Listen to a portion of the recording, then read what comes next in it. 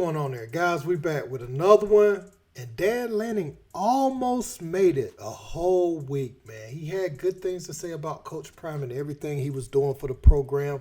We were right there at the finish line. All we got to do now is wait for the game tomorrow. But he just could not help himself. He had something to say about Prime, and it's a backhanded, I can't even call it a backhanded compliment, but it was one of those things that you know it was a jab, because he mentioned YouTube and the popularity Prime is getting. And I thought we was going to get through a week where a coach just said something nice before the game, maybe talked this stuff a little after the game, maybe not, maybe just kept it classy or whatever. But he had to say this, man. Check out what he had to say. We can win in a multitude of ways. You know, you talk about going down and having a tough game there at Texas Tech early in the season in the road, and having to do it with some takeaways and some resiliency earlier, some big special teams kicks. You talk about a team that, you know, has been explosive at times on offense, and a group that's taking care of the ball and taking it away on defense. So certainly not a complete game yet. We're still looking to have one of those. But we've got a team that's going to have a chance to have some real success this season. Preseason's over, boys. We get to play. Every one of these matter, and all of them matter from the jump anyway. But the way we practice, like these guys, I promise you, their chin straps are buckled tight, right? And they got them bra straps pulled in tight on the shoulder pads, too. We don't have to change our mindset when we go out there on the practice field. I mean, at the end of the day, YouTube videos aren't going to win football games, right? You got to play the game between the white lines, and that's the plan for us this week. I'm not really concerned about outside noise.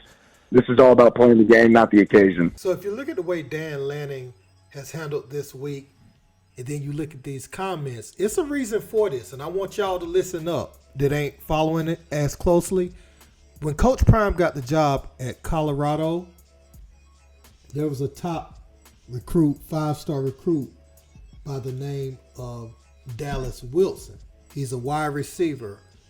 And Colorado offered him as soon as Prime got the job. Now, he was already recruited by the previous regime, but Coach Prime and his regime re-offered him when they got there. And, you know, by that time, he had already committed to Oregon and everything.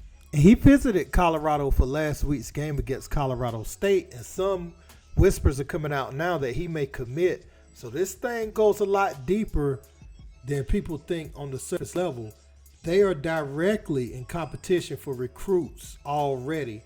And I'm talking about recruits that has committed to Oregon. So he took that time to send a message to his recruit and, send a message to his team. But you had another anonymous Pac-12 coach say Oregon is going to boat race them. There is a lot of bark, not much bite to Colorado. So you got other people still hating.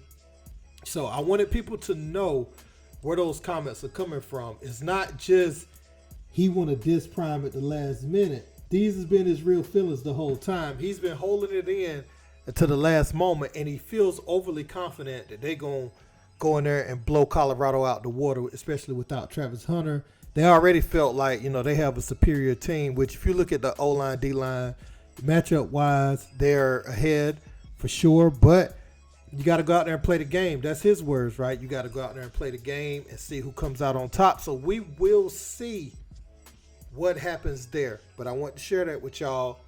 Let me know what you think in the comments. Don't forget to like, share, and subscribe. Till next time. Peace.